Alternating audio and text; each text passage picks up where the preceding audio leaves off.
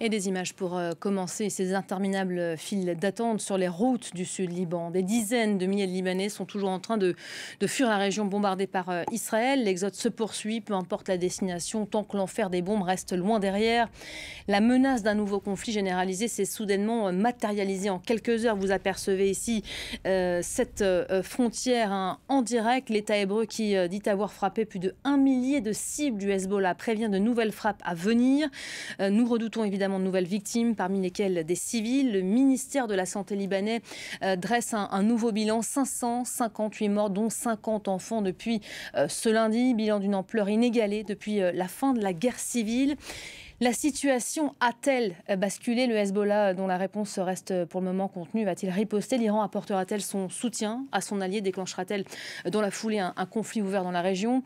On va tenter de répondre à ces questions avec notre invitée du jour. Aurélie Daher, bonjour. Merci d'être avec nous. Vous êtes enseignante-chercheuse à Paris-Dauphine et Sciences Po Paris, autrice de cet ouvrage notamment, Le Hezbollah, mobilisation et pouvoir. On va aller retrouver dans un instant notre envoyé spécial Karim Yayaoui qui se trouve au sud Liban. Mais avant cela, j'aimerais avoir votre sentiment à vous en ce début d'après-midi. On commente depuis des mois le risque d'embrasement régional. On était dans l'hypothèse de possibles scénarios. Ça y est, vous estimez aujourd'hui que le pire est en train de se concrétiser ou pas encore? Alors effectivement, en termes d'intensité, surtout sur une période de temps extrêmement courte, Israël a rarement frappé aussi violemment. La dernière fois, c'était peut-être à l'été 82, durant le siège de Beyrouth.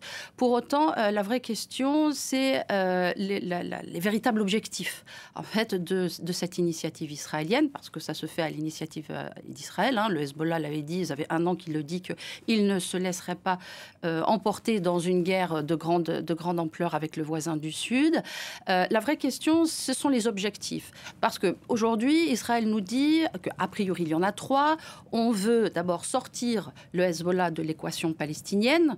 On a déjà la réponse. Le Hezbollah a dit que quoi qu'il arrive, quel que soit le prix qui sera à payer, on ne sortira pas de l'équation. Surtout que le Hezbollah n'est pas tout seul, d'ailleurs, à apporter son soutien à l'effort de guerre palestinien. On a tout ce qu'on appelle l'axe de la résistance, avec donc les Iraniens, les milices irakiennes chiites, les Houthis yéménites, etc. Donc, il ne sortira pas. Deuxième objectif annoncé par Israël, repousser le Hezbollah au Liban, au-delà du fleuve Litani, donc c'est-à-dire à 30 km de la frontière libanaise.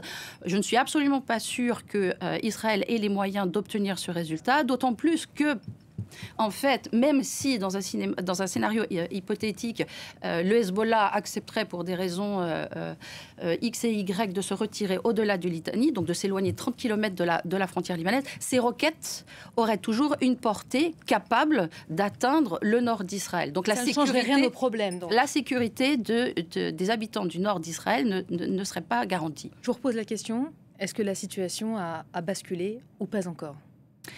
Tout dépend de ce que vous appelez basculer. Alors, je le répète, oui, on est passé à une nouvelle phase, mais moi... Seconde phase revendiquée par les Israéliens, mais il y a quand même encore une situation, et on va aller prendre le pouls dans un instant, qui reste contenue, notamment de la part du Hezbollah et aussi des Israéliens. On s'attelle à pas non plus trop franchir cette ligne rouge. Alors, on va voir ce que le Hezbollah a décidé de faire dans ce genre de situation, parce qu'il est difficile de penser que le Hezbollah, le 7 octobre, ou le 8 octobre 2023, lorsqu'il se lance dans la bataille aux côtés des Palestiniens, n'a pas contemplé l'éventualité de cette guerre. Ça, on en saura plus dans 24 à 48 heures. Pour l'instant, je pense qu'il y a des contacts, évidemment, qui sont établis entre le Hezbollah et ses alliés, savoir jusqu'où on va, comment on va. Pour l'instant, ce que fait le Hezbollah, c'est répondre à l'immédiat. Il défend son territoire, il défend sa population.